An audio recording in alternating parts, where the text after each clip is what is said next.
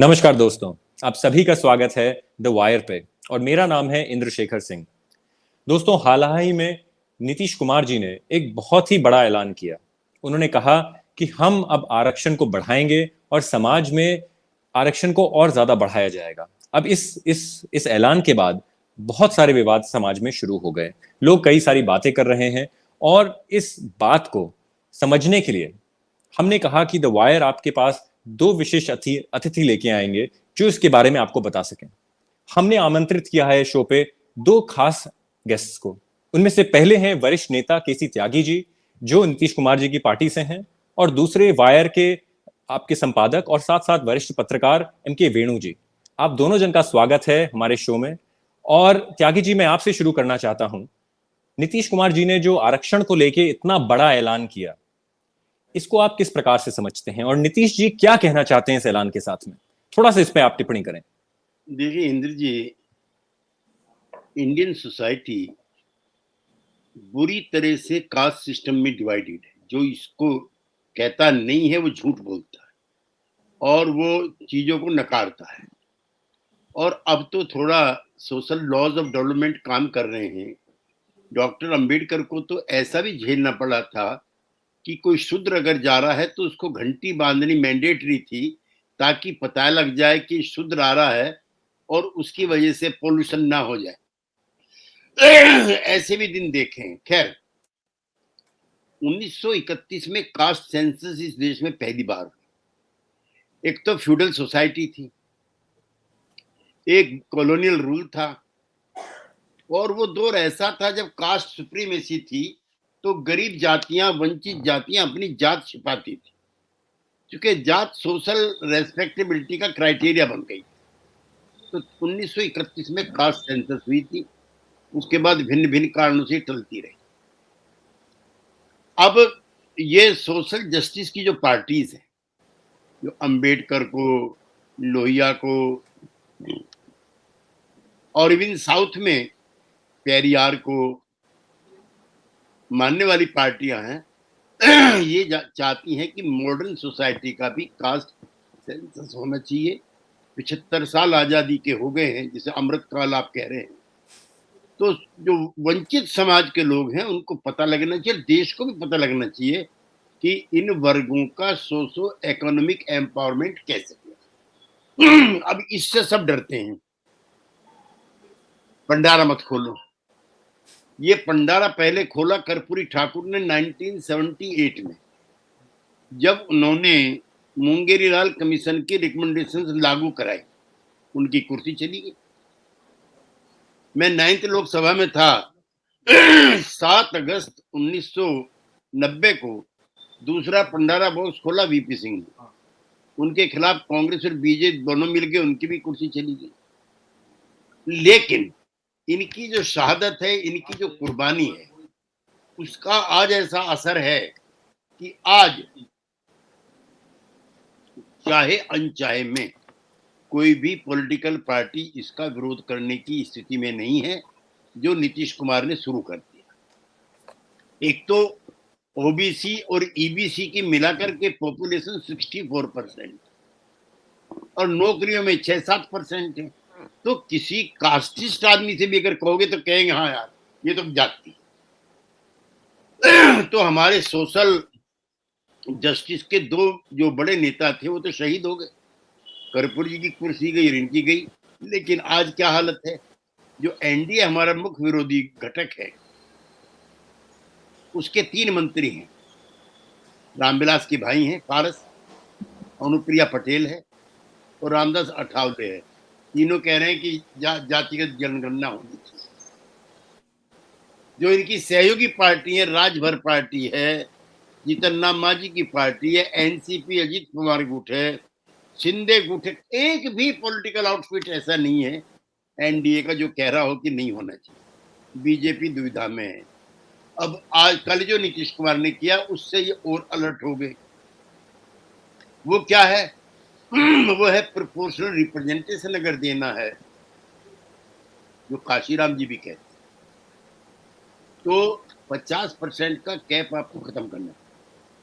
हालांकि इसकी शुरुआत खुद बीजेपी ने कर दी है जब EWS के लिए उन्होंने 10% का कोटा पार्लियामेंट से पास करा दिया, तो ये कानून बन गया। तो 50% का तो उन्होंने ही तोड़ दिया। हम और आगे चले गए, हम 75 चले गए। हमने EWS वाला नहीं छेड़ा है, लेकिन हम आगे चले गए कि इनका इतना दो।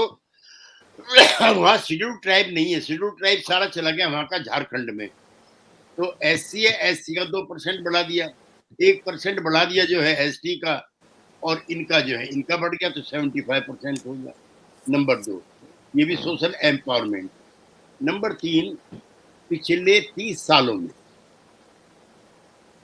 ये जो नई आर्थिक नीतियां आई हैं तब से प्रोसेस ऑफ जो पब्लिक सेक्टर है उसका उल्टा होना शुरू हो गया, और कई हजार जो कंपनियां थी, जो PSU थी, वो पब्लिक सेक्टर से प्राइवेट सेक्टर में चली गई। तो प्राइवेट सेक्टर में आरक्षण नहीं है।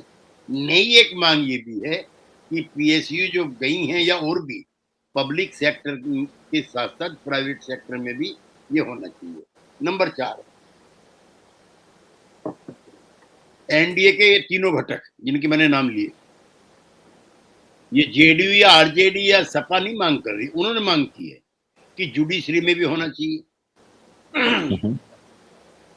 तो ये जो लड़ाई है ये 2024 के लिए एक डायरेक्शन तय करने वाली होगी, क्योंकि भारतीय जनता पार्टी पे तो रिलीजियस पोलराइजेशन के अलावा कोई एजेंडा नहीं है। बेरोजगारी पे वो तैयार नहीं, भ्रष्टाचार पे वो तैयार नहीं। हाँ, ED, इनकम टैक्स और ये जो इनका और एक दो एजेंसीज हैं उनके मिसयूज करने के अलावा उन पे कोई एजेंडा नहीं। अब उनकी चिंता ये हो गई है कि इसकी काट कैसे, काट है कम्युनल पोलराइजेशन। अब हिंदू सोसाइटी में अगर गैर बराबरी को लेकर के, डिस्पैरिटीज को लेकर के अगर डिवीजन होता है तो ये उनको कबूल नहीं है। लिहाजा जब हम ही को जातिवादी कह रहे हैं, यानी कि जो जात पे कुंडली मार करके ग्रुप बैठे हुए हैं, तो वो कास्टिस्ट हैं, या जो इसमें समान भागीदारी चाहते हैं, जस्टिस चाहते हैं, वो कास्टिस्ट है। तो ये लड़ाई शुरू हो गई, ये रुकने वाली नहीं। जी त्यागी जी, यहाँ पे मैं आपको रोकूंगा थोड़ा सा, मैं वेणु जी को लाना चाहता हूँ इसमें। वेणु जी, आपने एक पत्रकार की तरह कमंडल पॉलिटिक्स बहुत करीबी से देखी, आपने यथ यात्रा में भी गए, आपने बीजेपी का जब ताला खुला तभी भी आप पहले उन पत्रकारों में से थे जो वहां थे। तो ये किस प्रकार से आप देखते हैं मंडल 1 को? क्या यादें हैं आपकी? क्या कुछ उस समय कैसा माहौल था?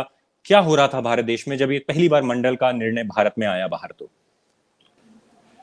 देखिए, मैं अपने पत्रकार मैंने जो देखा है पत्रकार होने के नाते, बाकी त्यागी जी तो डायरेक्टली पॉलिटिक्स में थे, तब मैंने तब ये देखा था, अब त्यागी जी शायद मेरे से सहमत होंगे, कि ताला खुला राम मंदिर 86 में ताला खुला कांग्रेस के सरकार के चलते।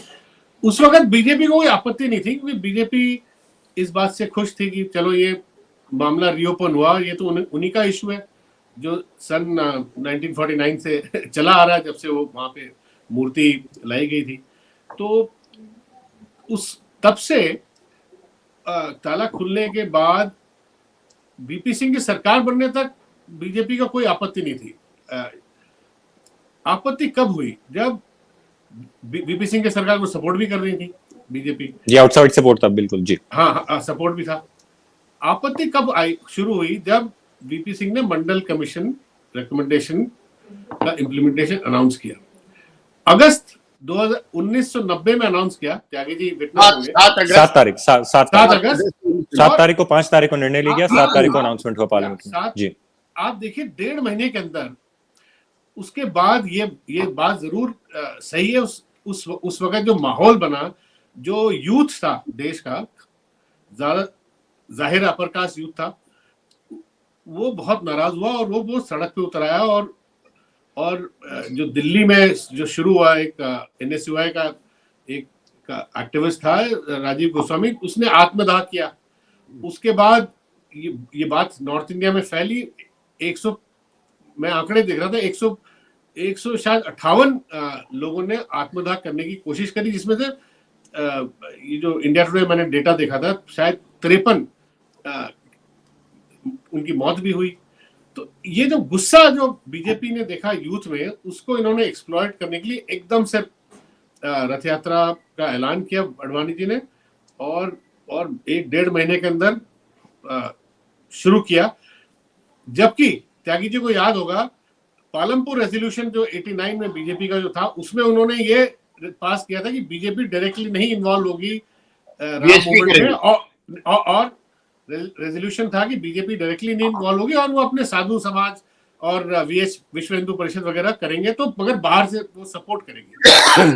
उन्होंने उस रेजोल्यूशन को भी उसको भी तोड़ा, और क्योंकि उस वक्त गुस्सा था और बीजेपी ने उसको एक्सप्लॉइट करने की कोशिश करी।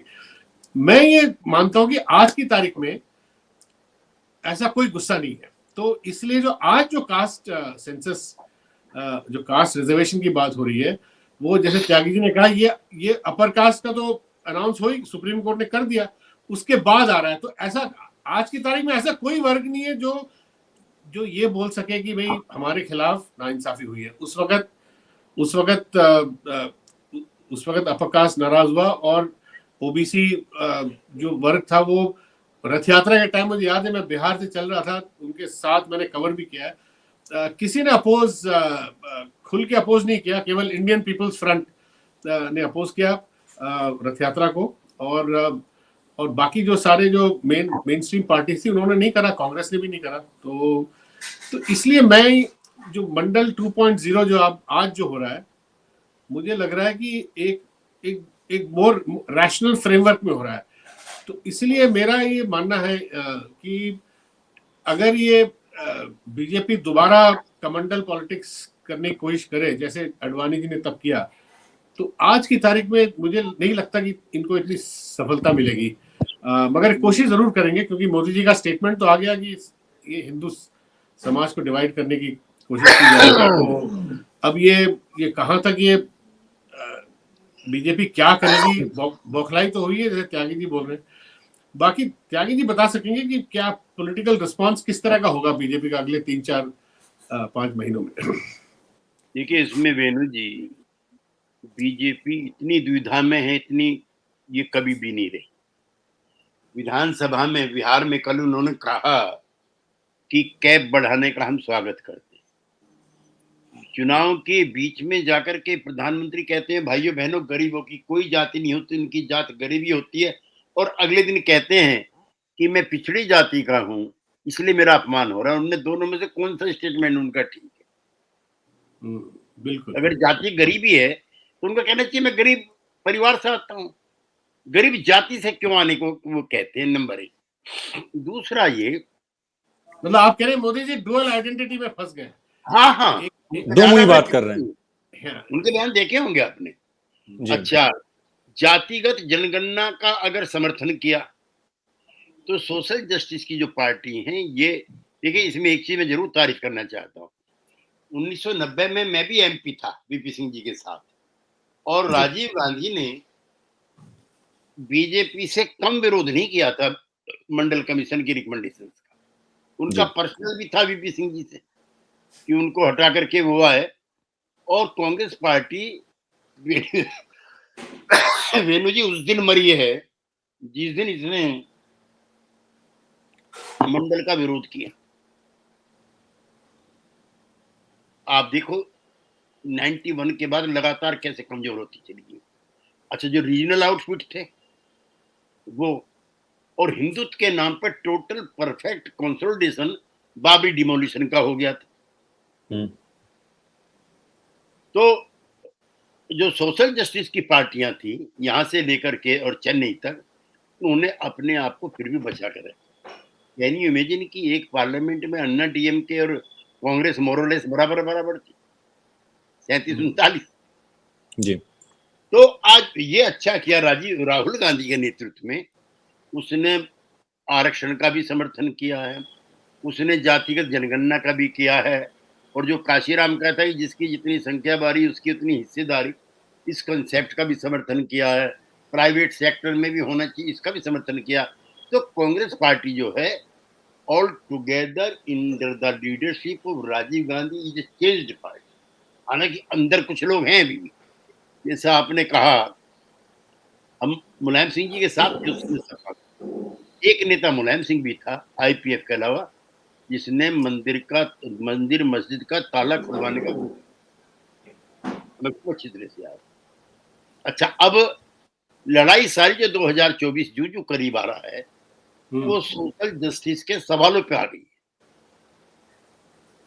त्यागी जी, हाँ। अच्छा, हिंदू सोसाइटी में अगर कास्ट को लेकर के डिवीजन है, संघ प्रमुख कहता है कि हमारी सदियों की गुलामी का कारण हिंदू की जाति व्यवस्था है, हम बटे हुए थे।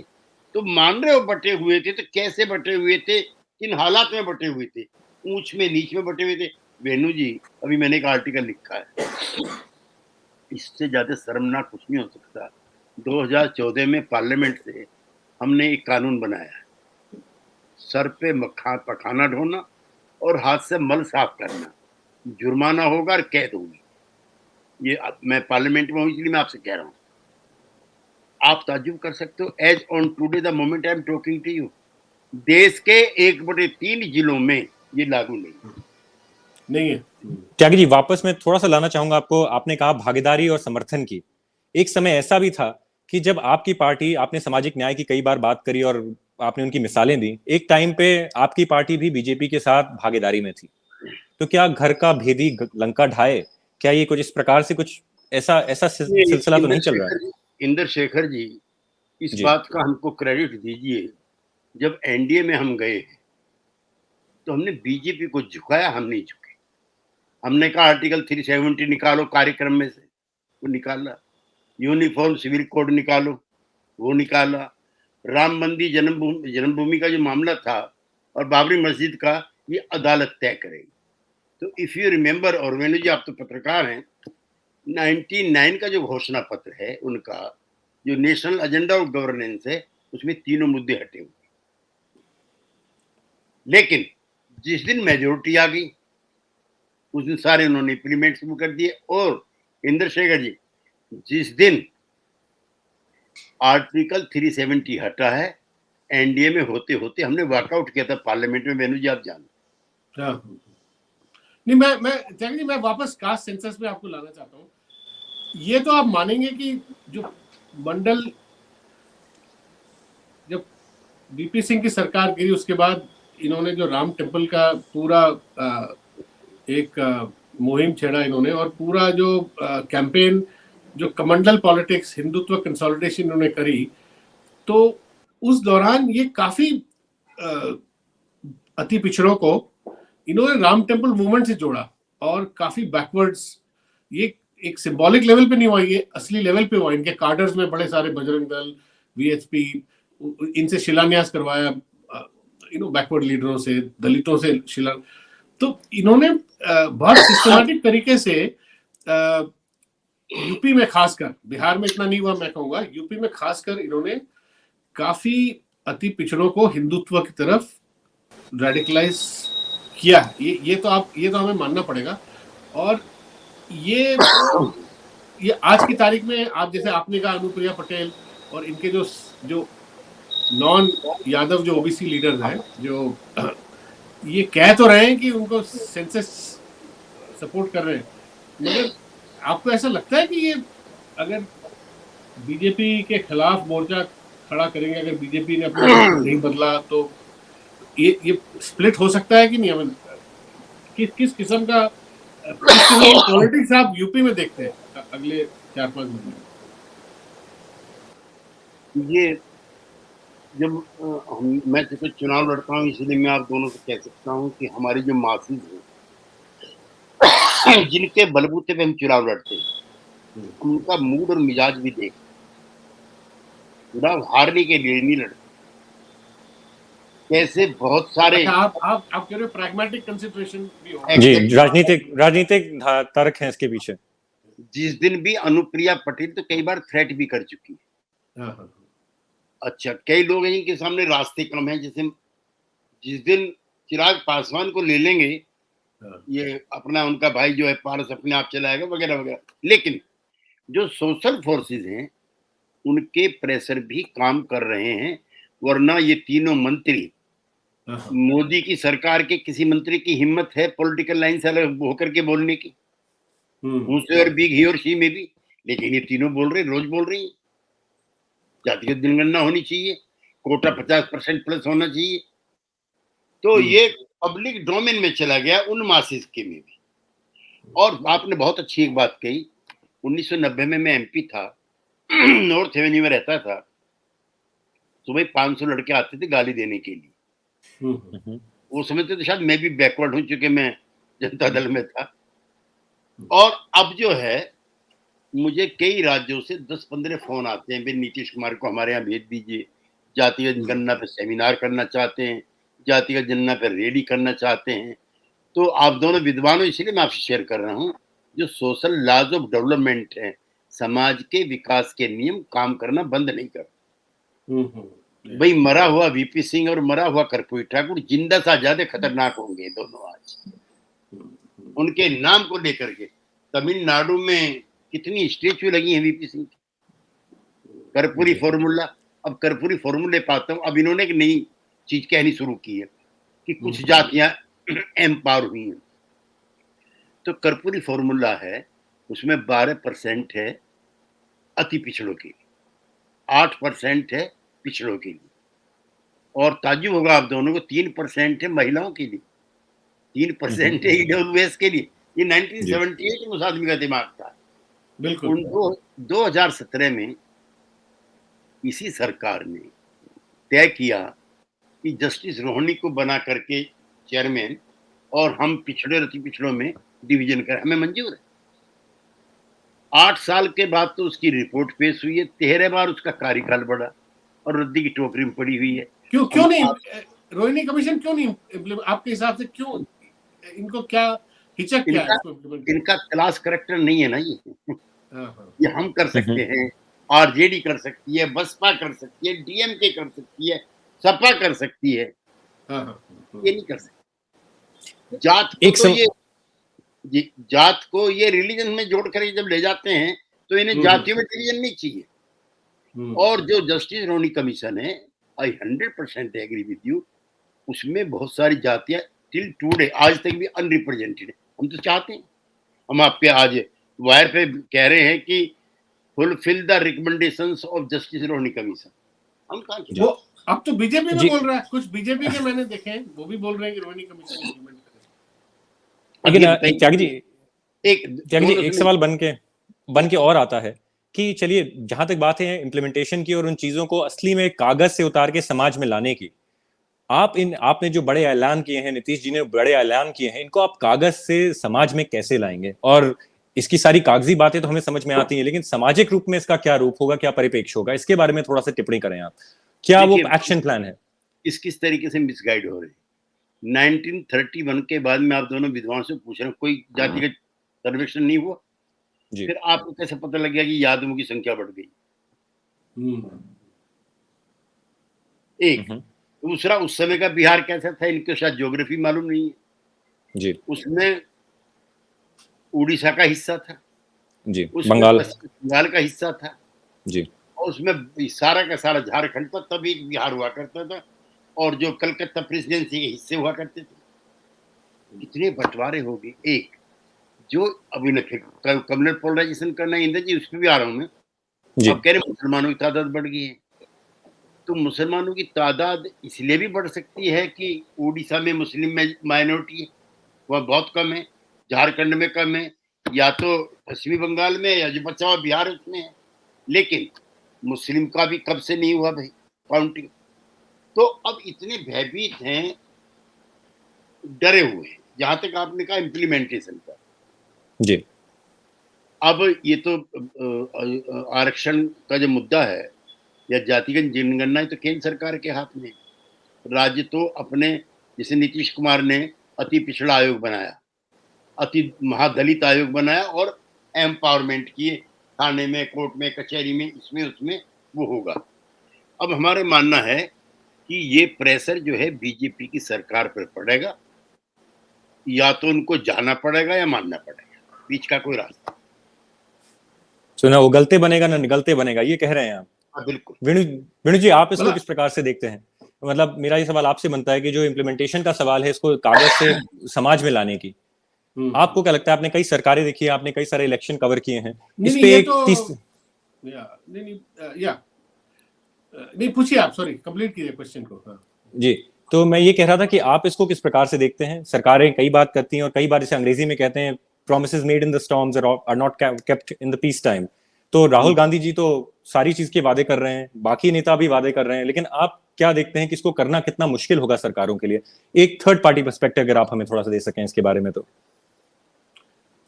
देखिए, इसमें जैसे त्यागी जी कह रहे हैं, इसमें एक साइंटिफिक तरीके से सेंटर को पूरी तरह इन्वॉल्व होके अब सारी स्टेट्स अपने लेवल पे और भी स्टेट्स कर रही हैं सेंसस, ठीक है, तो अब एक साइंटिफिक तरीके से सेंटर को भी इसमें इन्वॉल्व होके एक ओवरऑल एक सेंसस करना पड़ेगा। और उसमें फिर उसमें जो स्टैटिस्टिक्स जो है, जो नंबर जो है, वो उसमें थोड़ी बहुत डिस्क्रिपेंसी हो सकती है कि एक का सर्वे कुछ बता, सेंटर का कुछ बता रहा है, स्टेट्स का, तो वो सब एक गुड फेथ में उनको सब रिकंसाइल करना पड़ेगा। अगर गुड फेथ है सब पार्टियों में, अब जैसे बीजेपी भी, जैसे त्यागी जी बोल रहे हैं, बीजेपी को भी मानना ही पड़ेगा ये। अब अगर टोटल यूनानिमिटी है तो गुड फेथ में सब लोग बैठ के तय करेंगे फिर ये किस तरह जो डिविजन होगी और किस तरह जो नौकरियों का और एजुकेशनल इंस्टीट्यूशन में या और जगह जो कह रहे हैं जुडिशरी, लोअर जुडिशरी, उसमें किस तरह इनका इम्प्लीमेंटेशन होगा, वो तो एक लॉजिस्टिक्स है, वो थोड़ा लंबा चलेगा जी। आज के तारीख में ये बहुत बड़ी बात है कि कांग्रेस ने ये पूरी तरह ये एक्सेप्ट कर लिया है। और राहुल गांधी तो पार्लियामेंट में ब्यौरा दे रहे थे कि पूरे सेक्रेटरी लेवल में 1% से कम ओबीसी है।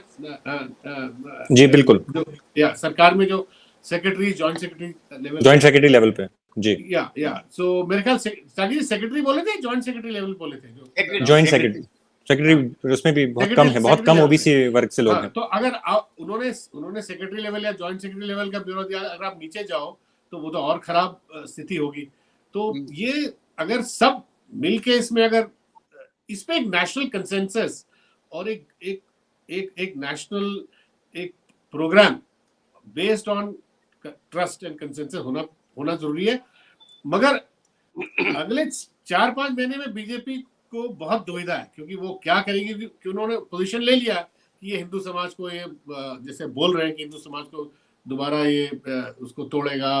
अब मोदी जी की दुविधा है, खुद ओबीसी है, वो तो दोनों तरफ से सिग्नलिंग करते हैं, अपनी ओबीसी सिग्नलिंग भी होती है उनकी, और हिंदुत्व सिग्नलिंग पार्टी और संघ की तरफ से होती है, तो उनको भी he'll have to make a choice। तो ये सारी चीजें बहुत इंटरेस्टिंग होगी अगले, मेरे ख्याल इसका जो इमीडिएट असर बिहार में तो मुझे होता हुआ दिख रहा है बिल्कुल, और यूपी में भी, बाकी जगह और स्टेट्स कह रही हैं कि सेंसस करेंगी का, जैसे उड़ीसा ने कहा या कर्नाटक ने कहा, और भी कांग्रेस की सरकारों ने, तो वो उसका क्या वहां पे क्या असर होगा वो पता नहीं। मगर मेन बीजेपी का कंसर्न होगा हिंदी, जो 3-4 जो हिंदी स्टेट्स हैं, क्योंकि इनकी सारी जो शॉर्ट टर्म में कह रहा हूँ, सीटें सारी इनकी वहीं से आई हैं, 90% से ज्यादा सीटें इनकी यहीं से आई हैं।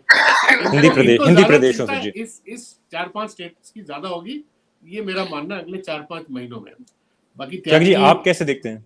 त्यागी जी आप कैसे राजनीतिक, अब अगर 2024 की बात करें, अगले इलेक्शन की, तो ये तो एक राजनीतिक दांवपेच तो है ही, और बहुत ही बड़ा राजनीतिक मुद्दा है। अब आप इसको एक वरिष्ठ नेता की तरह किस रूप में देखते हैं कि क्या दांवपेच होंगे, क्या वो खेल होंगे 24 के इलेक्शन के पहले आरक्षण को लेके? बीजेपी के से असहमति रखते हुए बहुत सारे सवालों पर 2-3 चीजें मैं कहना चाहता हूँ जी। एक तो वो डैमेज कंट्रोल करने में कांग्रेस या और पार्टी से ज्यादा सतर्क है जी। उत्तर प्रदेश में अब वो राजभर की भी ओत करा रहे हैं और चौहान की भी ओत करा रहे हैं, दोनों की। आप तो ईस्टर्न यूपी के हैं इंदर जी, एक बहुत करीबन कोई 25-30 लोकसभा सीटों पर ये दोनों छोटी छोटी कम्युनिटी जो है प्रभावी जी, डैमेज कंट्रोल करने के लिए प्रयास करेंगे।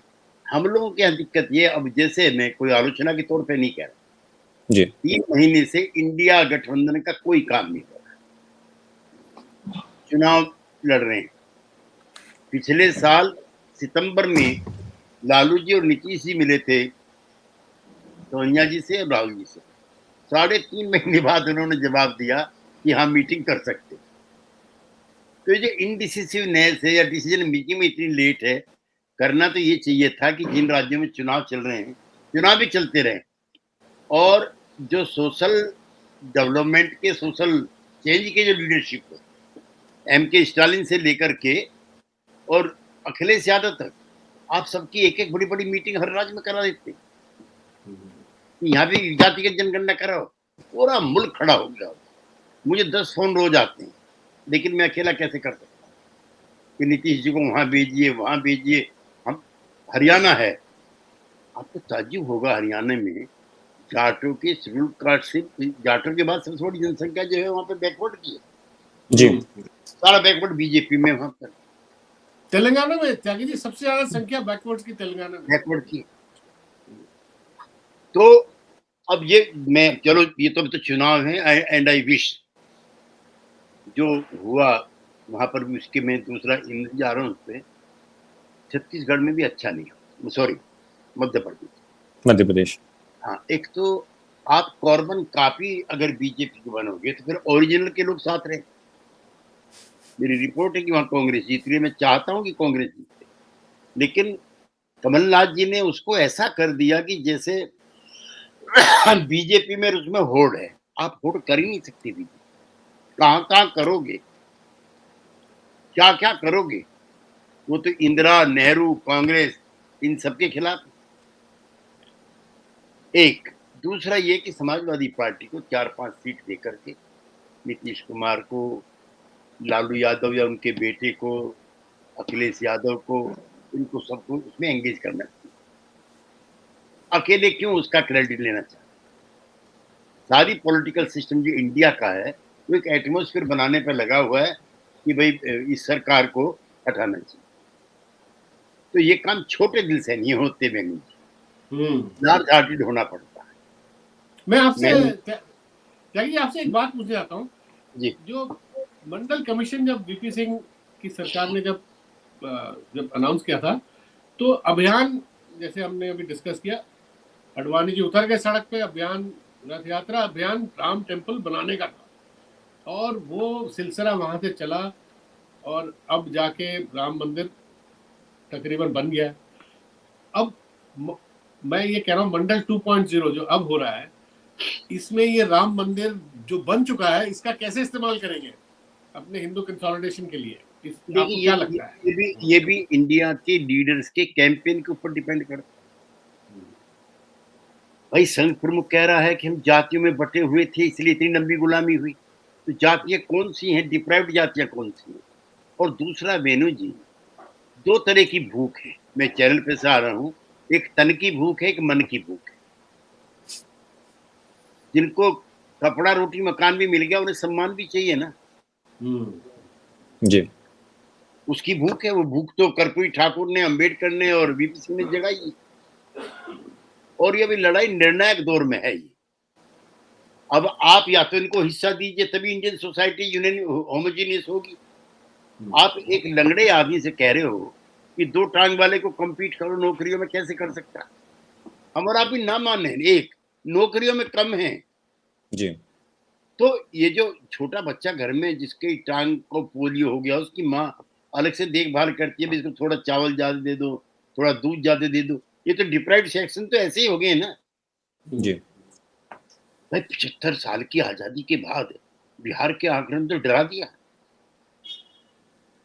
आप कह रहे हो कि यादव 14% नौकरियों में 6% भी नहीं है। चलिए हम इसी पर भी बहस करते हैं आपसे।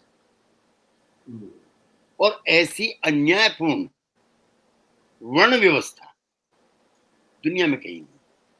जो व्हाइट हाउस में, उसमें भी एक काला बैठ गया। White house was made for the white person, उसमें पीछे देखो काला बैठ गया था। यहाँ तो कुछ होने को तैयार नहीं। जी, तो इसी के साथ त्यागी जी, मेरा अगर वेणु जी आपका कोई सवाल हो त्यागी जी के लिए, वरना एक सवाल और मेरा त्यागी जी के लिए। और वो सवाल ये है कि जैसे जो मंडल कमीशन 1 के दौरान जो गलतियां हुई, जो चैलेंजेस थे आपके सामने, जो चुनौतियां थी, जेडीयू आप उस समय आपकी पार्टी पावर में थी, आज फिर से आपने एक बहुत ही ज्यादा डेयरिंग वाला कदम उठाया है, बहुत ही ज्यादा साहस वाला कदम उठाया नीतीश कुमार जी ने। तो क्या कुछ पुरानी गलतियों से सीखा आपने? किस प्रकार से इसको आप एक नया रूप दिया है आपने? कुछ इसके बारे में अगर आखिरी कुछ टिप्पणी कर सकें आपके। नहीं, देखिए ऐसा है, गलतियां तब भी नहीं हुई, सोसाइटी उसके लिए तैयार नहीं। जी। कई पिछड़ी जातियों के बीच में जाकर के हमको बताना पड़ा। वो कहते हैं पिछड़ी नहीं, जाटवा क्या हुआ था? जन चेतना जाटवा नहीं थी, आप ये कह रहे हैं? बिल्कुल चेतना नहीं थी। आज कोई जी। मामूली चेतना क्या, आज कोई आत्मदाह करके दिखा दे, आज कोई मेरा विरोध करके दिखा दे। मैं जब गाजियाबाद से एमपी था, मेरे घर पे 200 लड़के काला झंडा लेकर आते थे सुबह को। अब जो है वो मुबारकबाद देने के लिए आ रहे। तो समाज का विकास हुआ 30 साल में, इतना तो हुआ ही है। हालांकि कम्युनल पोलराइजेशन भी पहले से ज्यादा है आज, बहुत ज्यादा हुआ। हाँ, वो सरकारी पक्ष ने किया है, लेकिन उसका मुकाबला करने लायक आइडियोलॉजिकली तो सामने आप हैं।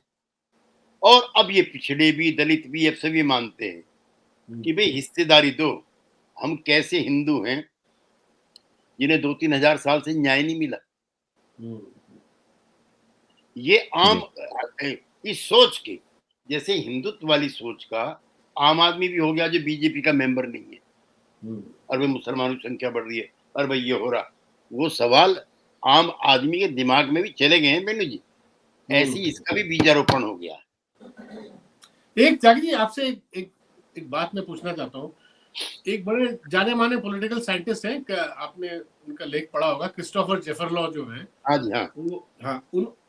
वो हमेशा एक बात, मैं उनसे जब किसी इलेक्शन के दौरान गुजरात में मिला तो वो मुझसे कह रहे थे कि इंडिया में जैसे राम मनोहर लोहिया जी कहते थे कि कास्ट पॉलिटिक्स और क्लास पॉलिटिक्स में एक ओवरलैप होना चाहिए या होने की संभावना है। ये बोलते थे कि नहीं, कास्ट और क्लास में एक किस्म से ओवरलैप होना चाहिए, हो सकता है। मगर जेफरलॉ का व्यू ये है कि हमारी सोसाइटी में ग्रेडेड इनइक्वालिटीज है, तो इसलिए वो उस तरह की जो क्लास पॉलिटिक्स का डेवलपमेंट बड़ा मुश्किल होता है, और वो उसी को बीजेपी एक्सप्लॉइट भी कर रही है। आपने देखा पिछले 20-25 साल में, जो मैं कह रहा हूँ, जो अति पिछड़ों को उन्होंने जो हिंदुत्व की तरफ रेडिकलाइज किया, वो आप यादव मुस्लिम कॉम्बिनेशन के खिलाफ किया, ठीक है। तो ये जो ग्रेडेड इनइक्वालिटी है, ये आपको अभी जो पॉलिटिक्स जो हो रही है, जो ट्रांसफॉर्मेटिव पोटेंशियल है, ये ग्रेडेड इनइक्वालिटी को हटा सकती है कि नहीं, ये मैं पूछ रहा हूँ। बहुत सही आपने सवाल किया। देखिए ऐसा है कि क्लासेस भी हैं इंडियन सोसाइटी में और कास्ट भी है। कार्ल मार्क्स ने जब विश्लेषण किया था इंडिया को लेकर के, तो उसने कहीं कास्ट का जिक्र नहीं किया। इसलिए 26 साल के राज के बाद, सॉरी टू से, पश्चिमी बंगाल से भी एक भी एमएलए नहीं है, एक भी एमपी नहीं है। ऐसा क्यों हो गया? और जो सोशल जस्टिस की पार्टी थी, चाहे डीएमके थी, मरी हुई अन्ना डीएमके भी काफी बड़ी है। हम टुकड़े टुकड़े हुए, आरजेडी और जेडीयू अभी भी वहां सीन डोमिनेट कर रहे हैं। यूपी में सपा बसपा है। तो ये पार्टी क्यों नहीं मरी? क्योंकि इन्होंने इंडियन सोसाइटी की जो ये नस थी वो पकड़ी थी। अच्छा, ऊंची से ऊंची जात का गरीब भी रेस्पेक्टेड है, छोटी से छोटी जात का बड़ा आदमी भी डिसरेस्पेक्टेड है। डॉक्टर अंबेडकर ने तो चैम्बर बताया था इसको। उसने कहा हिंदू धर्म में मैं पैदा हुआ था, ये मेरी बस की नहीं था, मरूंगा नहीं इसमें। अच्छा, हम तो अपर कास्ट के, हमें वो कष्ट नहीं महसूस होता है। ये सब दिन भर उनको अपमानित जलील किया जाता है। तो जो कास्ट एंगर है, जिसे आप क्लास एंगर भी, मैं एक डिस्कशन में तो मेरे एक दोस्त कह रहे थे कि नहीं क्लास है, क्लास में नहीं, क्लासेस भी हैं, लेकिन कास्ट के दोनों रियलिटीज है। और इंडियन सोसाइटी में जैसे चाइनीज जो रिवोल्यूशन हुआ है, तो माओ से तुम डिफर करता था एमएन रॉय से। उसने कहा नहीं, मेरे यहाँ तो किसान जो लॉन्ग मार्च जो किसान हुआ कि नहीं हुआ, तो पीटर्सबर्ग के मजदूरों की तरह से थोड़ी इनकलाब हुआ कोई वर्किंग क्लास का। वहां तो संघाई छोड़ करके और कोई जगह भी नहीं थी जहां वर्किंग क्लास इतनी जाते हो।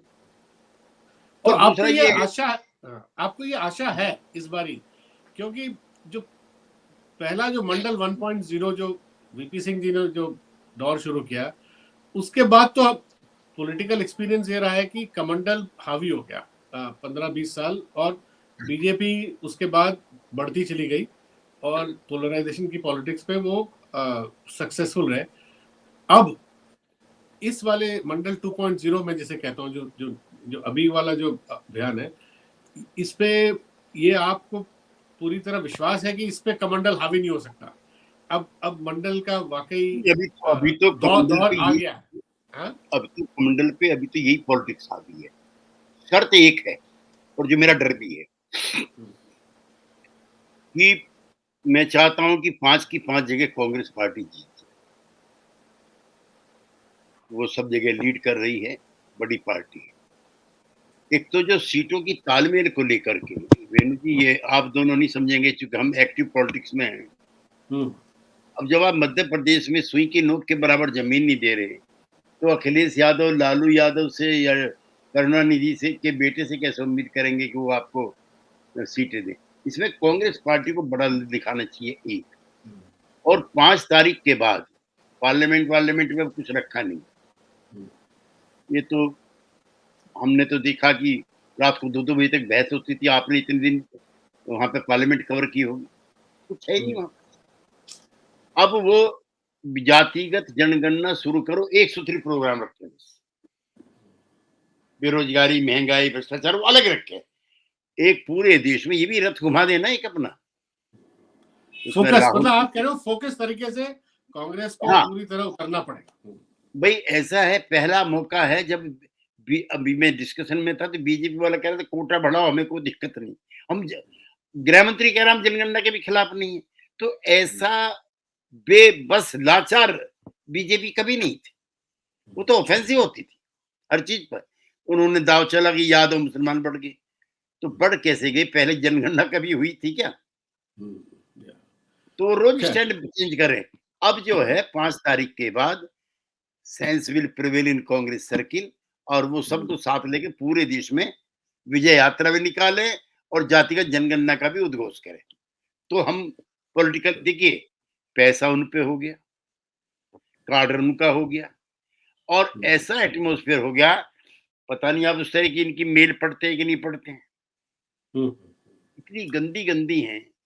और एक तबका हिंदुत्व के विचार से लेस भी हो गया, मिलिटेंट भी हो गया, ये भी मान लीजिए। लड़ोगे कैसे अगर रियलिटीज को फेस नहीं करोगे? बिल्कुल। तो कांग्रेस पार्टी सबको लेकर के 5-6 तारीख में मीटिंग बुला के इंडिया की, और कहे कि हम पूरे देश में कैंपेन चलाएंगे। चला दे एक रथ इनका भी, सामाजिक न्याय कर। बिल्कुल जी। इसी के साथ मुझे लगता है कि हमारा समय आज के लिए खत्म हुआ त्यागी जी, और आपका बहुत बहुत शुक्रिया कि आप द वायर पे आए। वेणु जी बहुत बहुत शुक्रिया आपका कि शो पे आए आप दोनों जन, और आपने दर्शकों के लिए इतनी अच्छा डिस्कशन किया। तो दोस्तों ये था आज का डिस्कशन, लेकिन हम मंडल पे और मंडल 2.0 पे और आपके पास और शो लाते रहेंगे, और आप कहीं जाइएगा मत, क्योंकि वायर आपके लिए और सारे कार्यक्रम जल्द ही ला रहा है। त्यागी जी से इस चर्चा को जारी रखेंगे अगले 3-4 बिल्कुल महीने में। बहुत डेवलपमेंट होने वादा वाला है, वादा रहेगा त्यागी जी। मैं तो ऐसा है कि वीपी सिंह का तो प्रधानमंत्री पद गया था, मेरा उस लोकसभा की मेंबरशिप गई थी। मैं बहुत थोड़ी वोटों से हारा, और जो मेरे अपनी कम्युनिटी के लोग थे वो भी मुझसे नाराज थे, because I belong to the upper caste. इसलिए ये मेरे विश्वास का, मेरे बिलीफ का सवाल है। जी थैंक यू जी। और अगर आप जी नमस्कार।